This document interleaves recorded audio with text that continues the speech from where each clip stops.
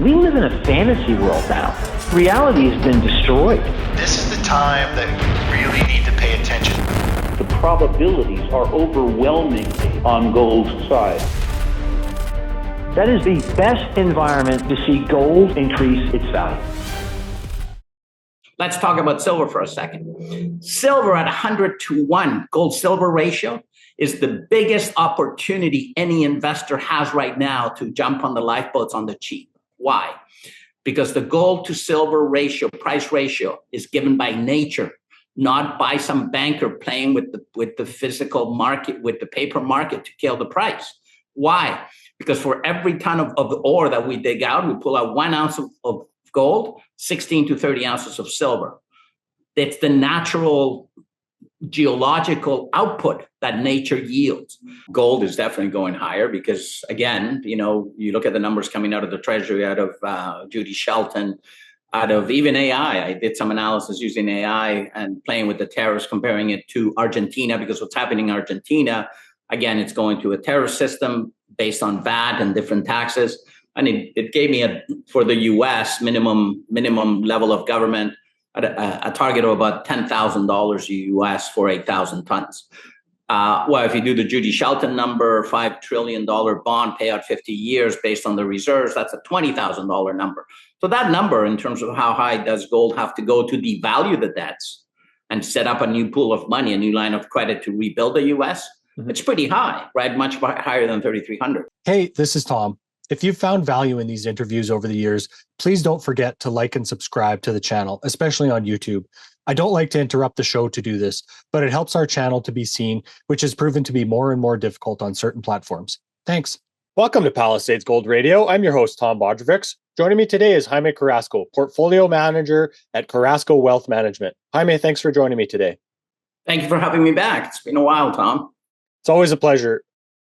And, the last time we spoke, you had just kind of switched shops here. So now that you're, let's say a full quarter in, what do you think are the biggest changes from the last place you are to where you are now? Well, you know what? It's funny. The last shop I was a great shop for resources, which is great. But one of the issues I had was the fact that I wasn't able to do interviews. Now, that's normal for everybody on the street. It's indicative of all of the big shops, the banks. They want to be a bank. And the problem with that is that it's not allowing for contrarian views or people that tend to think out of the box like me, right? I'm not your traditional. First of all, I'm Latino. I come from Latin America. I see the world completely different, and so my set of data of what I'm looking at is completely different than what a guy here in North America is looking at. Also, my background, having worked as one of the last bond traders who have been taught the bond market by the guys that actually manage gold on the bond desk, right, where gold was money. And I think now, I've been saying for a number of years that gold was returning to the monetary system because the monetary system needed to be unwound. And that's exactly what's happening. It's playing out live, and a lot of people still don't recognize it. Now, that creates a lot of uncertainties, a lot of challenges, but a lot of opportunities. And we're seeing those front and center, right? One of the things that I have said all along, it didn't matter who was going to win the US election, whether it was Harris or Trump. What's important is that Trump's guiding it in a way that he wants to guide it. But the debt bubble was done. Why? Because we can't continue to issue more debt. We've reached what's called the maximum point of utility of that debt. What that means that every new dollar of debt is not creating any economic growth. It's just creating social instability and social inequality, which is what happens in Latin America over time, right? And so all of the factors of what we're witnessing a paradigm shift, and that paradigm shift is playing 24/7. One of the most important charts that I posted a while back is the chart of the 9 biggest currencies in the world, gold price in those 9 currencies. And what you notice is that they're all going up in a very fast way, right? We're reaching the exponential level because it's not gold that's rising. It's the currencies. It's a fiat system that is imploding. And Trump is accelerating that, right? So one of the issues that I have with the system today is that everybody's looking at Trump in the same way they were before. There's what I call the Trump derangement syndrome. Instead of stopping to think about the fact that this guy's driving the bus, they're worrying about the shaking of the bus instead of where the bus is going, which I think is more important, right? Because I think, is it going to work, whatever they're going to do? I don't know. We don't know that. It's funny, 2016, I got in trouble with Scotiabank because I mentioned Trump. I said in May of 2016 that I thought Trump was going to win the election because he was the populist choice. And at that point, I said, hey, Hitler and Churchill both got elected. Hitler at that point, prior to World War II, was elected by the German people. And I said, we don't know if Trump's going to be Hitler or Churchill. Same thing today. That back to 2016, here we are. That play is still playing out. What's it going to turn out at the end of this? We don't know, right? And I think that's important to understand that instead of worrying about the noise of this show that we're watching, of which we have no control, I keep saying it's much better watching it from the comfort of the yellow brick road wearing silver slippers. Why? Because the allegory of the book, The Wizard of Oz, is an allegory about sound money. And that's exactly where, when we got to go through these paradigm shift, where the monetary system, the US dollar has to be, the currency reserve has to be rebuilt, gold is in the mix. And anybody that doesn't understand history and economics, well, they're going to lose a lot of money because the fact that gold is rising in all the currencies, in Canadian dollars, we're at $4,500, is not that the currency that gold is rising. It's the fact that our currency is losing purchasing power. And again, think about your accounts here at back to your initial question, where advisors are complacent right now. There's complete complacency because everything's been easy. And the problem today is not the value of Bell Canada or Exxon or Microsoft. It's the problem of the value of that company in the currency under which it's priced in, right? And that's the issue. Currencies are losing their purchasing power. And throughout history, there's only one thing that has protected, and that's the monetary metal. It started with gold. Silver offers a massive opportunity. When people finally start to wake up, they're going to be asking their advisors, but their advisors are going to say, well, let's buy $25,000 of Agnico, because they're going to choose Agnico being it's done what it's done. However, I'm sitting down with my clients, we're reviewing things, and we've already done the hard part. The hard part was buying and building on a $3 million account to have a 30% position in precious metals and hold it now. Think about somebody with $3 million building a position worth $1 million. It'll never happen at RBC Dominion. First of all, compliance is going to get involved. But you know what? Latin American experience has taught me that to survive a monetary devaluation to the extent of what is happening now on a global basis, you're going to need at least a 15 to 20% lifeboat to make it through, 30% to really benefit. Because the beauty of that is that as that asset continues to grow, we can roll it over to buy those companies that are devaluing in the currency. Buy more Bell Canada, buy more of the pipelines, the utilities, the things that we need that are devaluing. But to position yourself that way, everybody thought I was nuts for the last 4 years. But here we are, right? The hard work has been done. Now we're riding the wave. So that's all I can say. And the main reason as well is to be able to do these interviews, to get the views out, the contrarian views to investors, so that they start thinking about their money. Because, hey, I've seen it play out in Latin America over and over now. My parents left because of an economic crisis. Life took me back through Scotiabank as a director for Scotiabank, working through Latin America. The fact that I was managing money for Barrick took me back to Latin America. So it's the road that life has taken me, and I'm just putting it all together after all these years in the business, and it makes complete sense, right? And that's why I've been steadfast in my advice to people. I haven't really changed at all.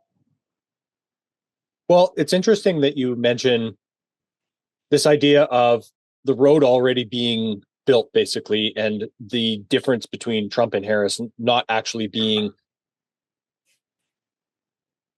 a real catalyst or being overly important at this time. And that's something that I've been having discussions with mutual friends of ours, is this idea of seeing Trump be blamed for the already existing debt bubble, the already existing everything bubbles as they start to implode, and how that ends up affecting really what is going to be his legacy, and pointed to as the, him being the catalyst for all of these, the bubbles, or the everything bubbles imploding, right?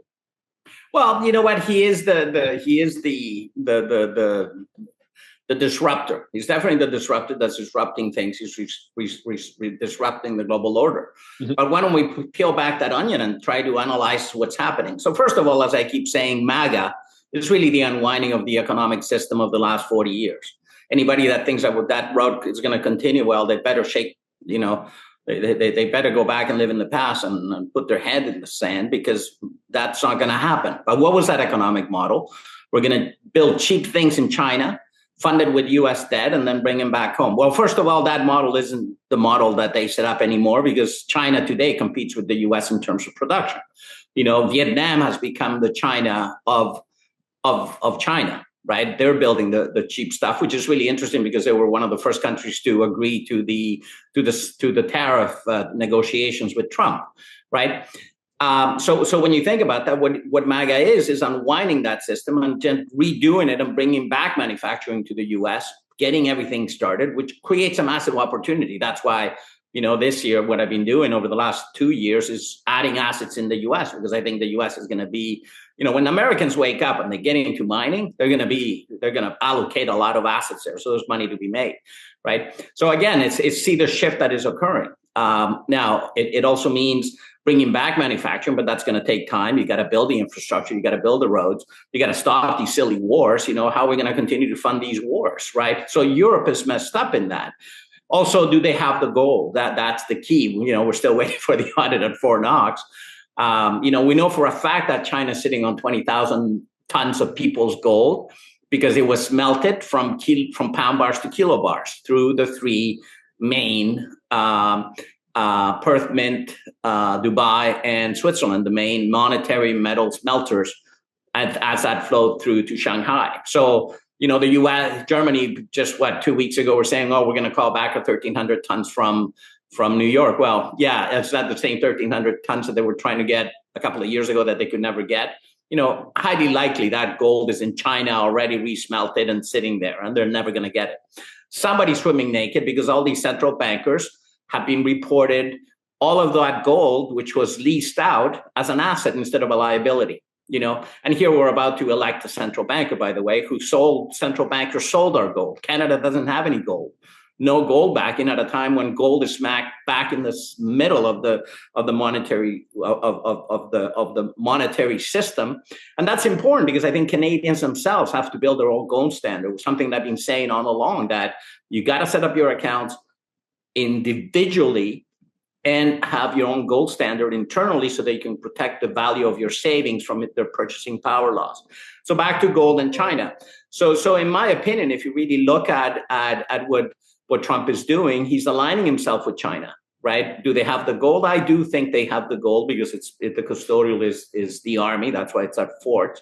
So I do think it's there. We're going to wait the audit, but in order to go through this reset, and by the way, this is no longer an idea that I had 5 years ago, that the monetary system was going to be in play. The new Treasury Secretary, Scott Bessent, has said that they're going to revalue the asset side of the ledger. Well, wake up, people. There's only one thing on the asset side of a central bank's or a Treasury's ledger, and that's gold. What Roosevelt did in 1933 to revalue their gold from 7 to 35 still applies, because that's the way that governments always deal with debt. They don't default, they devalue. And they devalue against that new pool of money, right? So this is coming down the pipeline, whether we like it or not. Now you got to position yourself prior to it.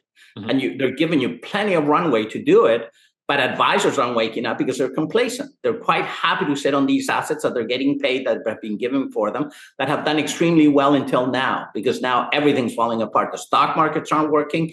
The bond market isn't working. And that's the real worry. Everybody was saying that the 10-year bond was going to go down below 3% as we get into a recession, because money was going to flow back to the bond market. For the last 40 years, that's been the case. It isn't happening this time. Wake up. Why are yields right now at 4.30, above 4.30 in the 10-year bond, right? And we've been as high as 449 about 2 weeks ago. Well, that's signaling that the old paradigm is done. It's dead because the whole fiat system is imploding. The US dollar now is at 99. Hold on a second. I'm just looking over.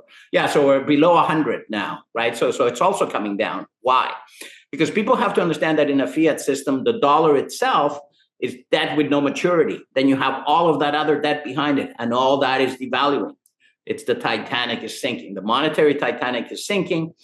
The credit bubble is bursting. And as JP Morgan said in 1914, and that rule hasn't changed, gold is money, everything else is credit, and credit implosion is in front of us. Mm-hmm.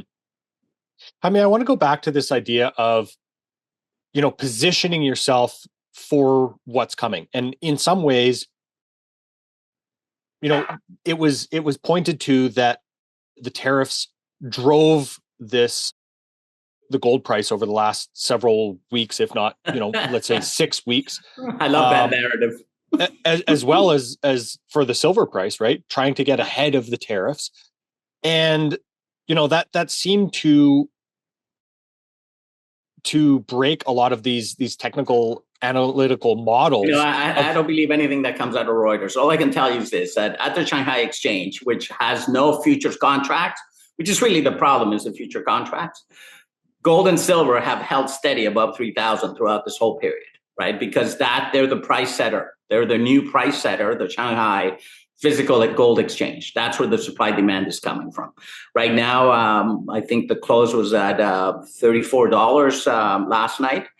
They're setting the price. Everything that's happening in North America is just a paper facade. I call it the paper shenanigans, right?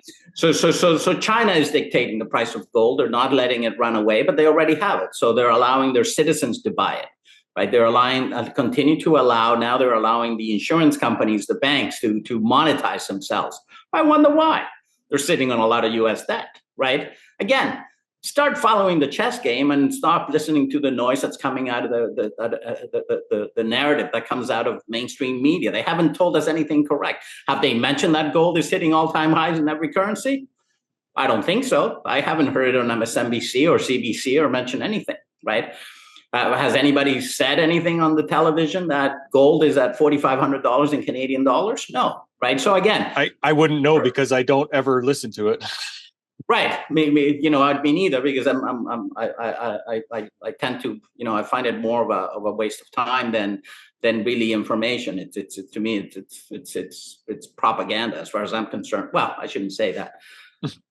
Anyways, so back to gold itself. The monetary sector is in shift, and the problem now that investors are having is that $4,500 is a lot of money for 1 ounce of gold, right? Back in 2015, when I've always been on every interview, I've said, hey, you know what? You should park some of your savings in physical gold and silver, right? In 2015, we were looking at about $1,500 gold, and the Canadian dollar and the US dollar were almost at par. So I think it was 1,600 Canadian at that time. Yeah, it made sense.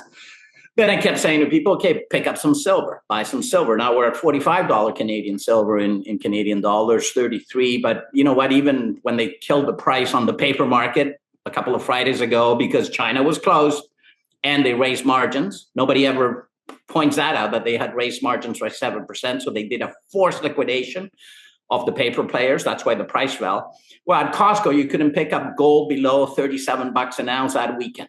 And that to me has become they have the lowest premiums of all but limited purchases, right? So again, it's giving you a really good indication of forget about the paper price. That's the facade of the bullion bank. That's for the plebs. The real number is where the price of physical is at on top of the premium. So again, that's also now getting more expensive. So by default, now you can look at the companies. The companies are still very cheap, but you have a company like Agnico, which I've mentioned since 2015 as my top pick. It was $30. Here we are sitting at Canadian, by the way. Here we are sitting at $160, almost $170 Canadian, right? So it's outperformed because stock picking. That's another important thing. The complacency of the street right now is making the same mistake as coming into the 70s, the inflationary period. It was called the Nifty 50s. right? Where it was easy. You could throw a dart and at a board and pick a stock and everything would move. But then we go into the inflationary period where stock picking needed to be done. Why is that important? Because if you look at the sector index, the HUI, it's finally performing. It's finally taken off since January, where it's beating gold and silver. But until then, it's been treading water. Where throughout all of that time, 3 of my top picks on the gold side, Agnico, I can mention because I've always spoken about it, went from $30 to $160. And another one beat it by almost 200% more because of a beautiful mine they have in Ecuador and a side deal and a great deposit that just got taken out by a big buyer, right? But again, stock picking is important, and that's an art that's being forgotten by most advisors because all they're doing is parking assets. They're valet parkers. You call them, here's $1 million, and they'll park them in pools, and they're not allowed to think, right? And they don't want to think because they've been making a lot of money. It's been easy. Mm-hmm. So that's one of the other problems is that most advisors are going to go through the same problem that the same guys that were managing money coming into the 70s and 80s had to go through. Now, why is that important? Because again, here's when I started in the business in the 80s, before I went to Gordon Capital, I was at Merrill Lynch, and I went through the stock picking training that they had. You had to pick stocks. You had to learn how to stock selection because that was the only thing that worked through that inflationary period of the 80s. Now, lucky, back in 87, that's when the whole thing started moving. And I remember chatting with Mr. Labatt, who started Trimark, about that period of, and that really kept me going over the last 3 to 4 years. His experience through that period of the late 80s, where he was saying we set up the fund maybe 5 years too early, but we built the assets. And then once it took off, it was a beautiful, beautiful wave, right, of money making. I think we're in the same process now where for the last 3-4 years, the gold has held at around 2000. Everybody was leaving the gold sector and creating beautiful opportunities to acquire some amazing companies at very cheap values, right?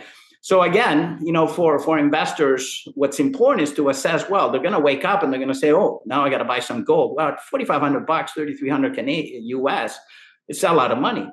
Well, then you got to start going through the process. What comes next? I would say, well, pick up some silver, physical silver, put some money away, and then make sure you own some of the good quality producers because those are a gift, right? And the leverage that they have to the price of gold. I would, if anybody wants to, I love AI, by the way. I'm doing a lot of analysis with AI. I posted on my LinkedIn page an analysis I had AI do for me with Agnico Eagle as soon as they announced the last earnings. Mm-hmm. Where I asked it, okay, what was the cash flow per share on a multiple basis? And it comes up to about 20. I said, okay, well, if this was a FOMO stock, fear of missing out stock like NVIDIA. And I got to tell you, if any stock is going to be that stock that's going to duplicate NVIDIA and the craziness of the Magnificent Seven, it will be Agnico. Because Agnico today is the best gold mining company in the world from a management perspective, from a leverage perspective, from the assets that they have. In my opinion, it could trade at the same level as an NVIDIA on a free cash flow basis. Well, I asked AI, considering the price, where should that be at $2,900 gold? Because that's where gold was at last quarter. It gave me a number, and I don't have it in the back of my head, and people can go look at the report. Well, then I said, okay, let's do some interpolation from that point forward. What can Agnico do if gold gets to 3,000? We're there. 3,500, 5,000, 8,000, and the numbers just go exponential. Mm-hmm. That's great, but you know what? Some of the other companies in the portfolio, the silver companies, are going to exponentially beat that because of the leverage to earnings of the rise in the price of silver. Let's talk about silver for a second. Silver at 100-to-1 gold-silver ratio is the biggest opportunity any investor has right now to jump on the lifeboats on the cheap. Why? Because the gold to silver ratio, price ratio, is given by nature, not by some banker playing with the physical market, with the paper market to kill the price. Why? Because for every ton of gold that we dig out, for every ton of ore that we dig out, we pull out 1 ounce of gold, 16 to 30 ounces of silver. It's the natural geological output that nature yields.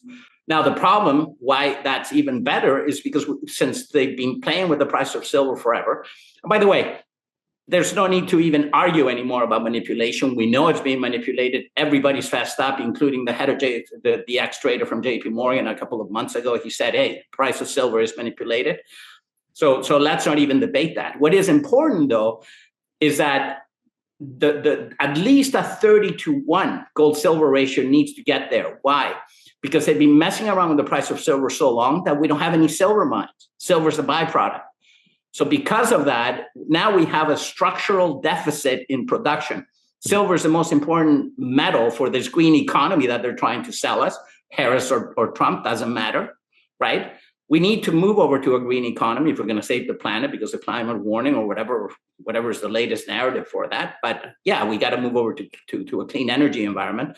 But put it this way, assume the demand is a billion ounces. We're only producing 750 million. So that deficit can't be met. It's a structural deficit that's going to take years. So price needs to rise. And how fast it's going to go, I don't know. But I know that at $33 silver is crazy. It's got to get to at least 150 to have any rational, natural balance between the two. And guess what happens to the earnings of the companies I've been acquiring over the last while? It's Agnico on steroids. So I'm very happy. But again, that was the hard part, was acquiring these companies over the last 3 to 4 years. Mm-hmm. Well, buying when others are fearful is a lesson that is, insanely difficult. But exactly.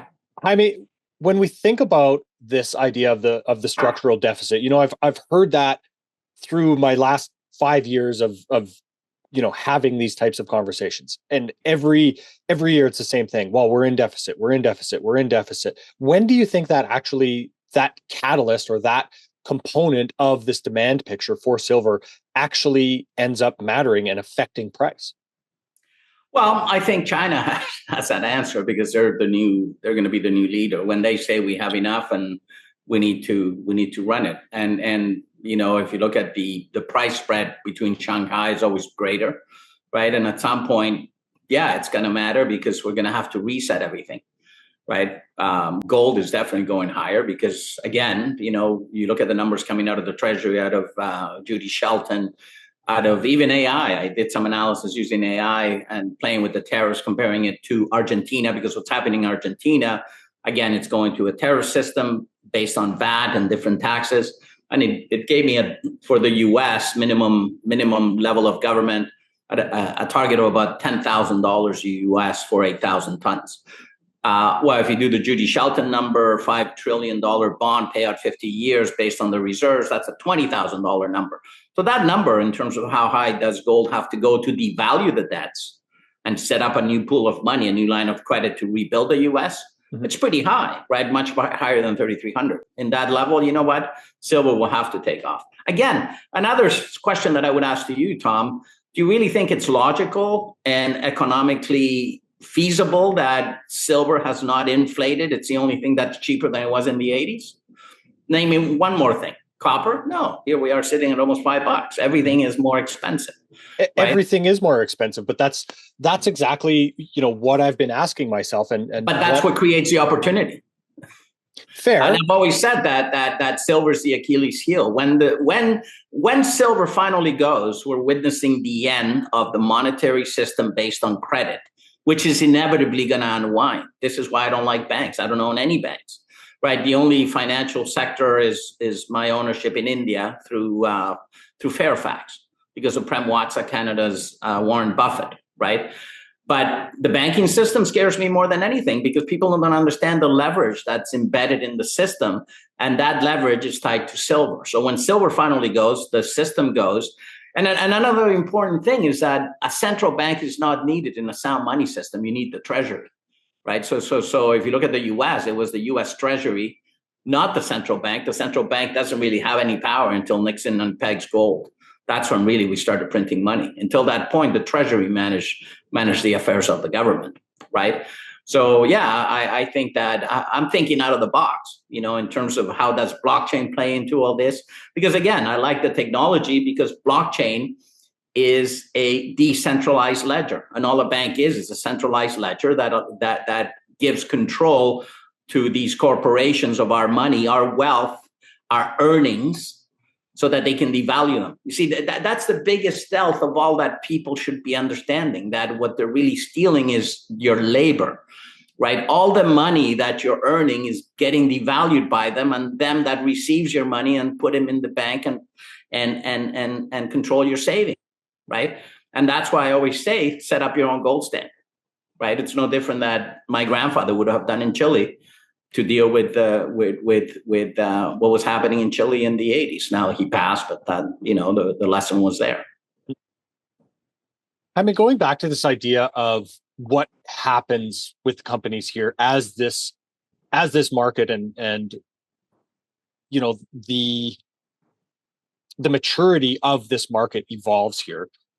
How do you think about setting yourself up to try to take advantage of, let's say, M&A activity within the space? Is that always a positive thing? Of course it is, but I think you have to have a strategy that allows you to have money to be able to participate in those M&A activity, right? And that's why, as stubborn as I have been about building my positions in gold and silver, now I'm really enjoying them. It's funny. Within the portfolio, we had one more that started paying a dividend. One of our big silver companies out of Mexico just announced a new dividend and a share buyback of 5% of the float.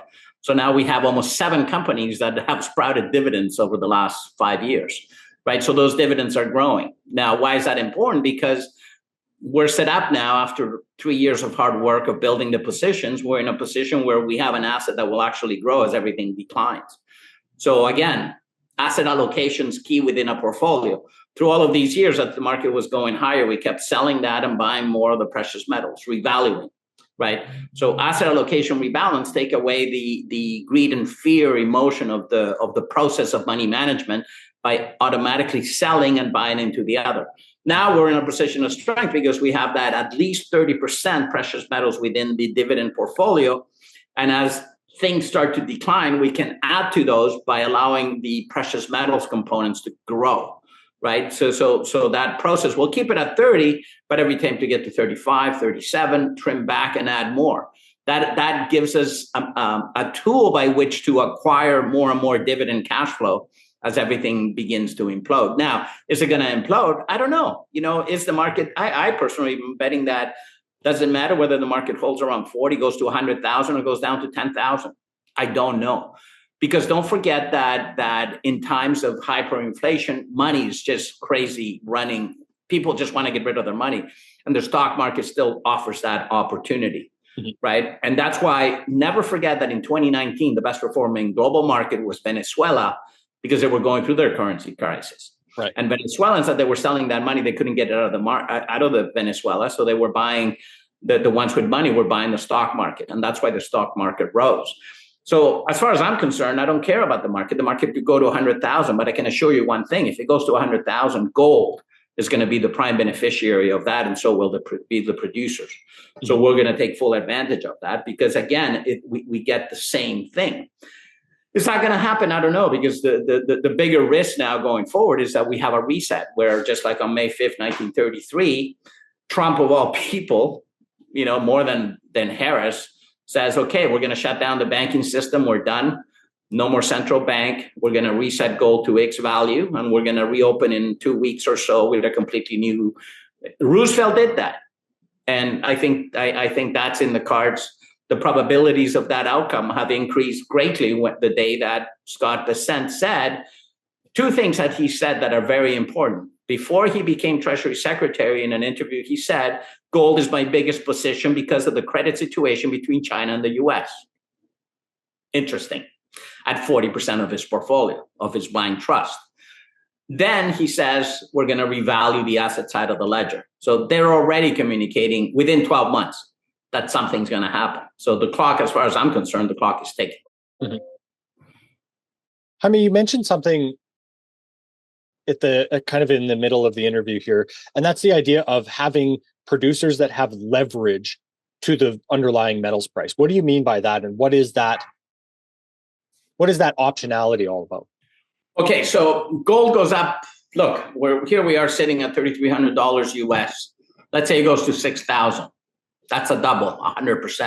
Mm-hmm. Agnico at 6,000. Go and look at the the AI calculations that are on my LinkedIn, well, it doesn't go up by 100%. It goes up by more than 500, maybe 600%. Mhm. Silver, though, the silver companies, for every dollar move in the price of silver, their free cash flow goes exponential in relation to that, right? So go back to 2009.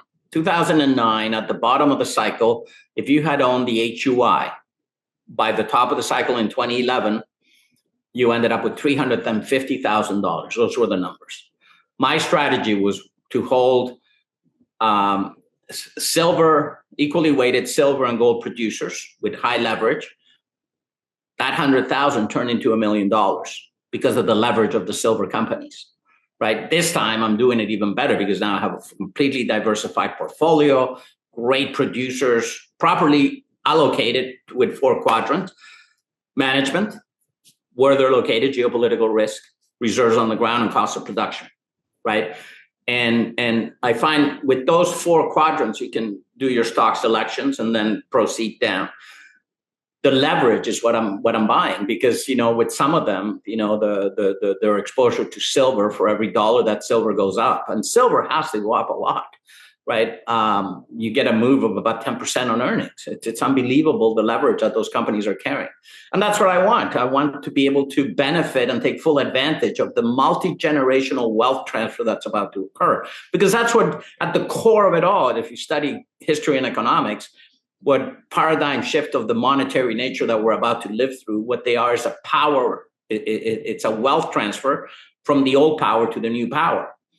And the number one rule of power is he who holds the gold sets the rules, mm-hmm.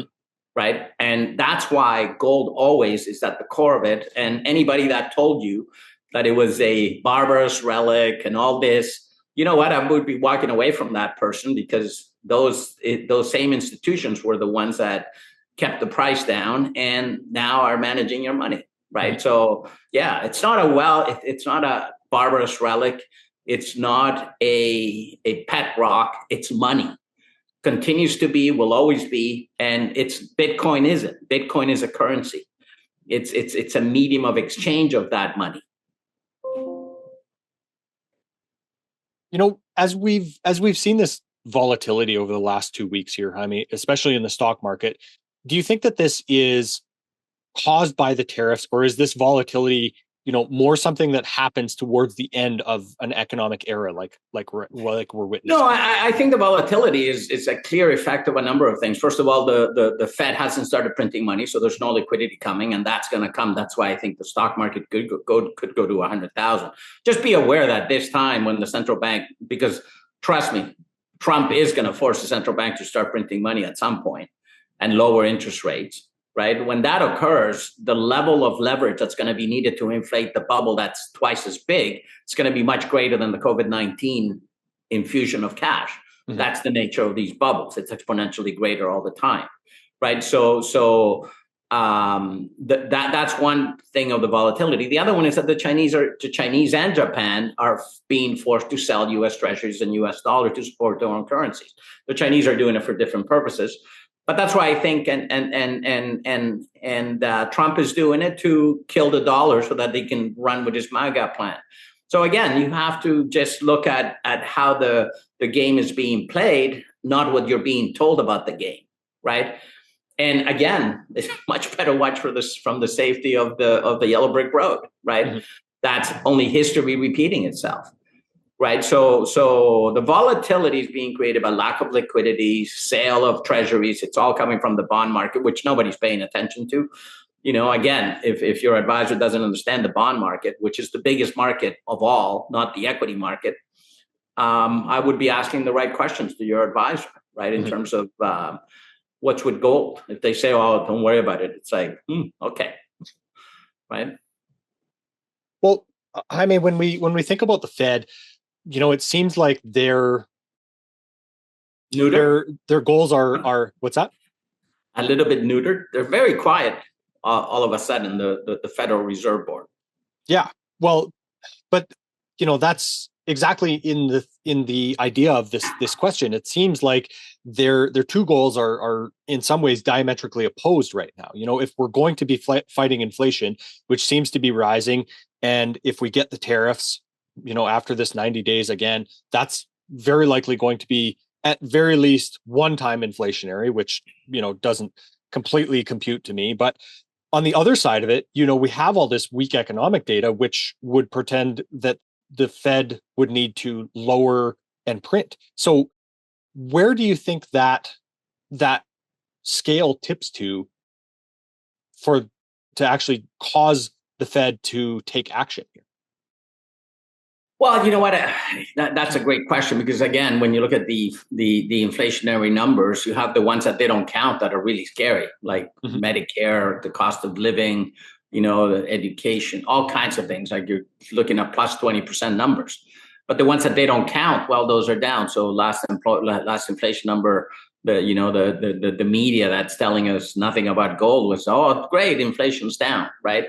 So I don't trust the inflation numbers. John Williams, is that his Shadow name? Stats, yeah. Shadow Stats, yeah. I'd rather go to him and see where the real number is, and it's north of, it's in the teens, because he's still calculating the way they did in the 80s, and during that period where you really needed to know what inflation was at to make sure that the system was correcting inflation. Bottom line, we're facing stagflation, inflation with no growth, no matter what, right? And the power of the Fed to actually deal with the economy, because of the marginal utility of debt, which I mentioned earlier, is going to be minimal. All they can do is just print money to try to bail out the Titanic as it's taking in more and more credit, right? That's all it's doing. So no, I think it's all it's going to do is fuel the markets and fuel gold and silver in an unbelievable way, because it's going to, what's copper telling us at $5, right? Is it copper going up because the global economy is in such great place, or is it the value of copper in US dollars that's getting killed, right? That's stagflation, right? No economic growth, but inflation still tracking higher and higher because money is devaluing, right? So, whichever way I slice it, I'm very happy with the way I've set up clients and the way we're set up, because what I see coming is only going to get worse. It's not going to get better anytime soon. And it's not different this time. Where we're at is the end of the monetary system as we knew it, and something new is going to be born. And if you position yourself to be a participant in that new system, right?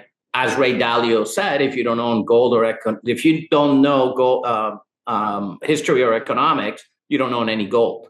Well, the problem is that I think a lot of people don't, right? And that's a mistake, because history and economics has taught us that gold is always in the mix, and it's at it again. It's part of the transition of any monetary system.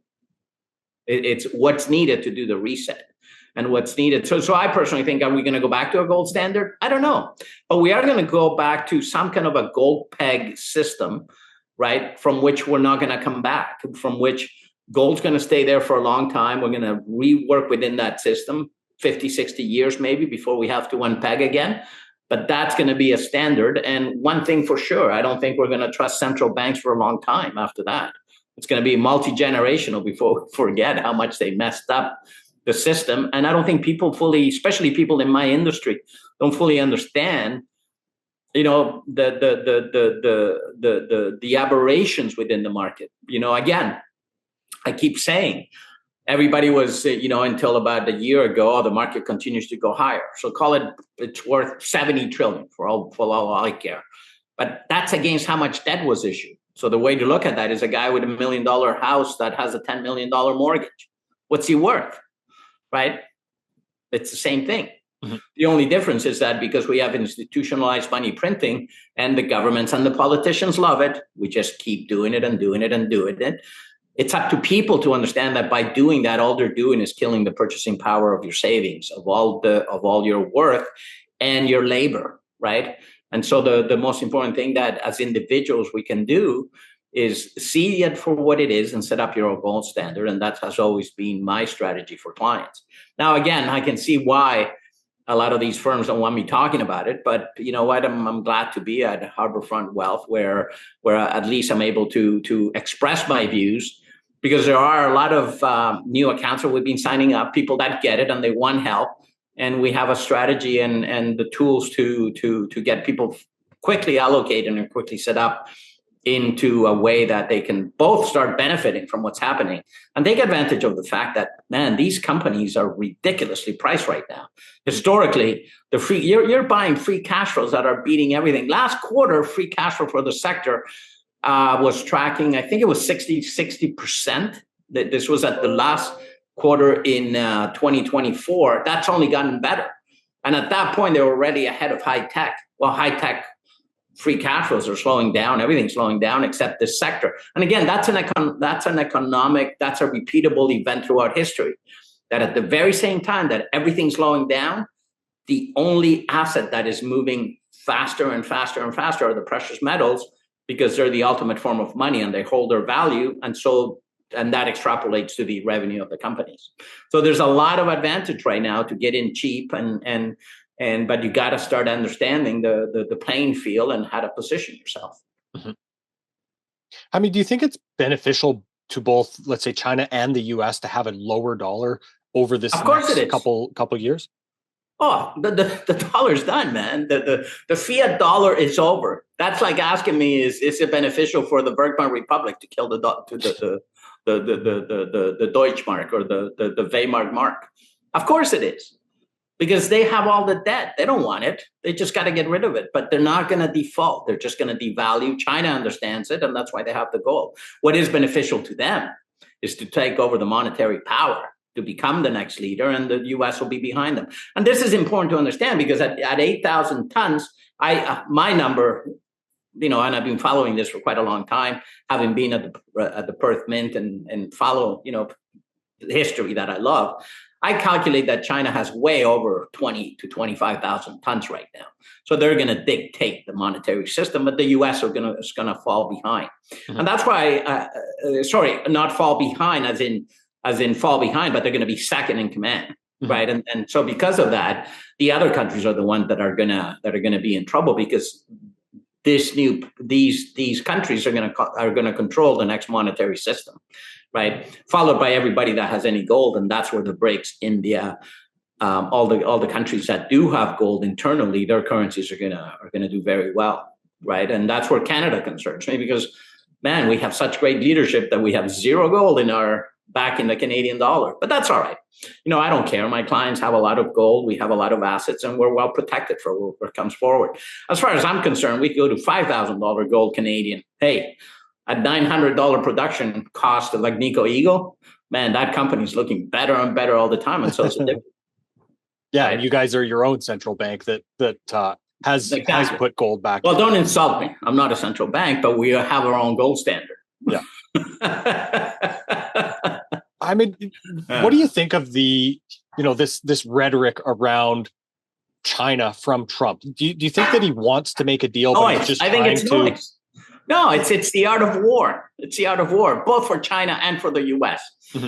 If you're, what Sun Tzu say about if your opponent is greater than you, you taunt him, right?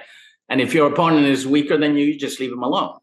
And if your opponent is destroying himself like the Europeans are, you just let him be, right? So again, you gotta that book is amazing, The Art of War. Right, in terms of, and the Prince would have said the same thing, Machiavelli. Again, all books that I read years ago, but now it's all, so prescient in terms of the world we're living. Yeah, no, I think if you look at the trend, at the flow, they're both swimming in the same current, mm-hmm. because it benefits them both. I want to take a second to really look forward here. You retweeted something recently, and it's the idea of when you actually end up selling your gold. Is it a technical signal, or is it more of a point demarcated by behavior instead? Okay, first of all, let's talk about it, because that's an important question. One thing that, I'm glad you mentioned it, because I didn't want to miss on that. One of the issues that I have with people today is that everybody's worried about price. So the price going up, the price is going down. We might run out of steam here at 3,300 and go sideways for a bit. Might not. I don't know. I'm not betting on that. I don't care about the price. I think allocation is the first thing that people should be wondering. Everybody's so concerned about price, catching the right price, that they don't own any, right? So start with allocation. You got to have at least, in my opinion, anybody coming in the door will have at least 30% of their portfolio in the sector, be it physical gold, physical silver, or the producers. The producers really where the main opportunity is. So allocation is key, right? And then worry about price. Sorry, what was your question? Because it was an important question. I just wanted to get that out of the way because it clicked. Yeah. The idea of when we actually sell our gold, is that something? Yes. This is important. This is important because the other thing is you have the technical guys saying, "Oh, I have a price of 5,500. And then I'm going to be out." You know, Ronnie Stoffel has said that in the past. Well, my point is that really, if we're living through a paradigm shift, as it has always happened when we reset the monetary system, you better understand that history says that gold will reach a level from which it will never come back. It'll never be 35 again, right? Mm-hmm. And that is what I'm playing into. Because if that occurs and they reset gold, I'm not selling my gold. I'm going to let the value of the producers start to pump out massive cash flow and take that dividend to rebuild. Go back to 1929. And I love laying out this lesson. So if you had $7,000 in the Dow, $7,000 in gold, and $7,000 in homestake mining in Alaska Juneau in 1929, by the time they reset Bretton Woods after the Second World War, the $7,000 in the Dow turned into about $2,500. Why? Because it was the value of the Dow in the old currency getting repriced. The value of the $7,000 in gold turns into $35,000 in then dollars. A house was worth about $5,000 at that point, so you could have bought a number of homes. However, the $7,000 in the two gold companies turns into $90,000 and was paying you 10% dividend until after Bretton Woods, long after, right? Now that was $9,000 a year. A house was worth $5,000, right? So what you did was you took that cash flow, and with that cash flow, you reposition. What I'm going to do in my strategy is allow for everything to play out, and continue to buy the dividends, let it play. But if we have a reset, I'm not selling. I'm going to let that build, and at that point, use the cash flow, because that's what history has taught me, that that's the way to play it. Right. And so because of that, no, I don't have an out target. If anything, right now, the where I do have some out targets, it's in my balance between silver and gold. Right. I'm overweighing silver because I need the gold silver ratio to correct first. So my personal silver strategy, I've been buying, and I post it once in a while. So a couple of coins every month for years. Right. I've been adding. Now, that's my gold strategy, because I figure once the gold silver ratio corrects, I'm going to convert all that silver to gold, mm-hmm. and then hold gold for my estate, for my kids and my family, right? I'm not going to sell it. I'm going to just switch it. But so within the portfolio, I'm doing the same thing. I'm allowing the gold silver ratio to carry the value of the portfolio by overweighing the silver producers.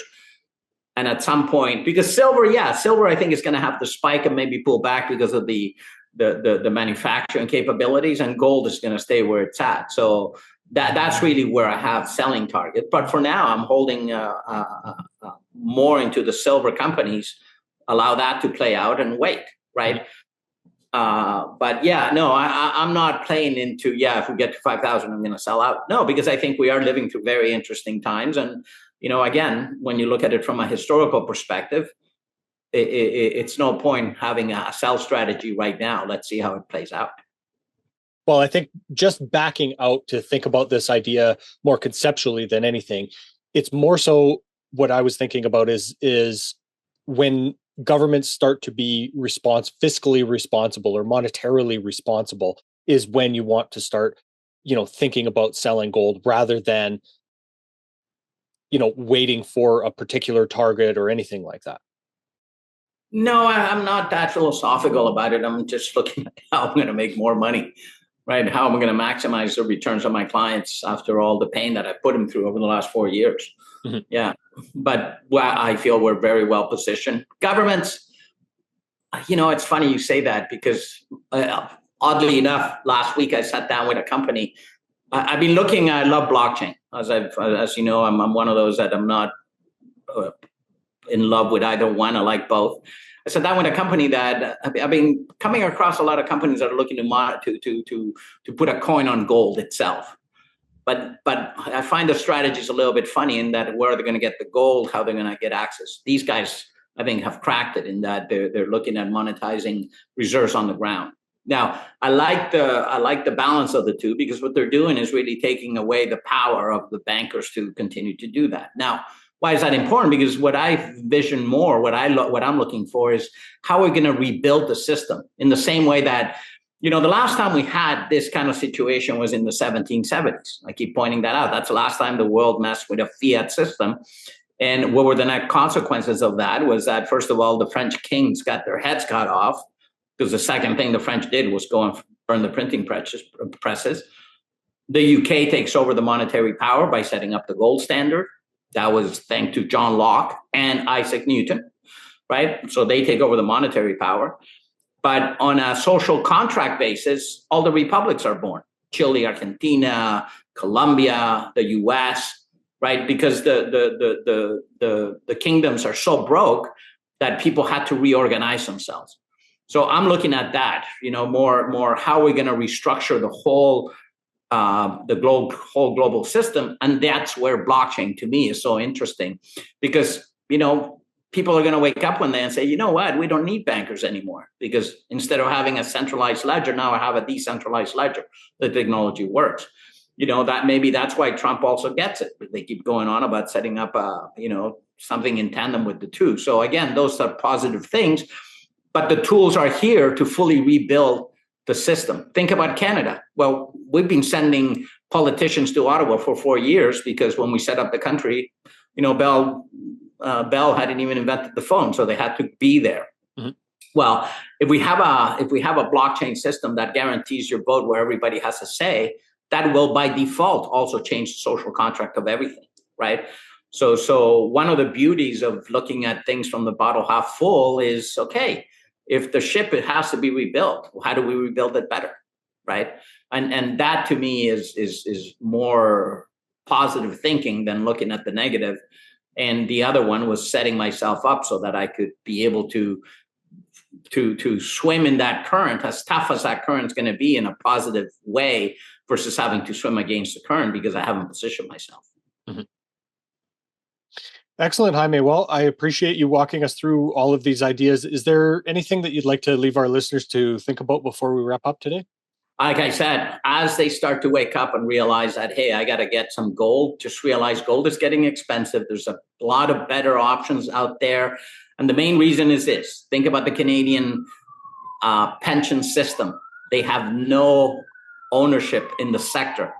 That's going to change. That won't be there forever. There's going to come a point where everybody's going to want a company like Agnico Eagle. All that big money, 99% of wealth. There was a chart by Crescat where they had it at 1% is in the sector right now. Maybe it's at 2% now. And by the way, what was the last thing they came out with this week? That the trade is crowded. Oh, gold trade is crowded, but yet 98% of money is out. So to me, that's not crowded. That's just noise, right? We can continue to position ourselves. So I think that as investors start to wake up and they're looking at okay, what do I do? Well, gold is it's getting pretty expensive. Silver's still pretty cheap. That's a good choice. But then a proper diversified portfolio of producers.